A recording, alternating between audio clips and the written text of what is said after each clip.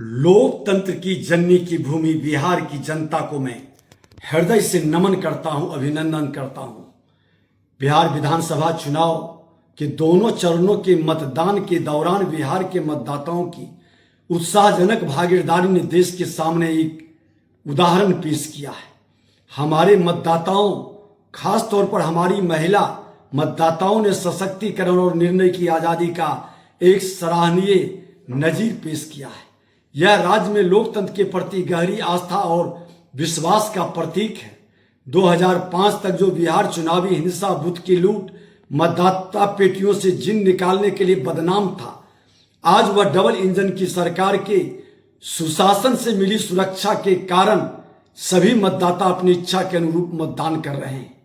SIR के माध्यम से चुनाव आयोग के द्वारा जो पारदर्शिता ला गई उसका भी कमाल है। निश्चित रूप से इसमें चुनाव आयोग के शानदार चुनाव प्रबंधन की अहम भूमिका के लिए मैं हृदय से धन्यवाद देता हूं। राज्य के विभिन्न हिस्सों में जो सूचनाएं मिल रही है उससे स्पष्ट है कि अभूतपूर्व जनादेश के साथ बिहार में एक बार फिर डबल इंजन की सरकार बनने जा रही है। बिहार के लोगों ने राजद कांग्रेस के हवाई वादों की जगह हमारे आदरणीय प्रधानमंत्री जी और माननीय मुख्यमंत्री जी के मजबूत इरादों वाले नेतृत्व को एक बार फिर अपना आशीर्वाद दिया है। बिहार के मतदाताओं ने जातिगत विभाजन के तमाम प्रयासों को खारिज करते हुए सबके साथ सबके विकास के समावेशी सोच पर अपनी मुहर लगाई है। इस जाति के जहर के लहर के कहर से बिहार को बर्बाद करने वाले और गाली बनाने वाले को तमाचा लगा है। आगामी 14 नवंबर को परिणाम आने के साथ ही हमारी डबल इंजन की सरकार बिहार की जनता के साथ मिलकर राज्य में विकास के एक नए अध्याय की शुरुआत करने जा रही है। हमारी डबल इंजन की सरकार आगामी कार्यक्रम में राज्य में बेहतर निवेश माहौल के साथ औद्योगिक विकास पर ध्यान देगी।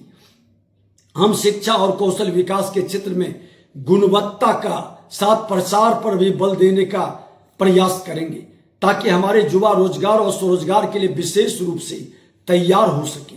विश्व स्तरीय बुनियादी ढांचे के साथ तकनीकी आधारित कृषि और कृषि उद्यमिता पर भी हमारा फोकस होगा।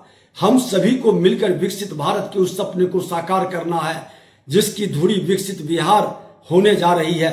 हम इस बिहार की जनता जो लोकतंत्र की जननी की भूमि पर निवास करता है, पूरे देश को एक संदेश दिया है कि जिन लोगों ने बिहारी को गाली बनाया, बिहार को बर्बाद किया, बिहार को बदनाम किया, पलायन के लिए विवश किया, हमारे नौजवानों के हाथ में हथियार देकर अपराधी बनाने का काम किया, आज उस राजद की मानसिकता को और उस राजद कांग्रेस के द्वारा बूथ लूटने वाले गुंडों को एक सबक सिखाने का एक नया प्रयास किया है। 2020 में 57% वोटिंग, पहले चरण में लगभग 65% वोटिंग और आज 67% से ऊपर वोटिंग, ये बताता है कि बिहार की जनता लोकतंत्र के रक्षक के रूप में किस तरह से सजग है और आने वाले दिनों में बिहार की जनता हमेशा लोकतंत्र के लिए लड़ा है और आगे भी लड़ेगा। ये परिवार तंत्र को खत्म करके अपना जनादेश एक देश को संदेश दिया।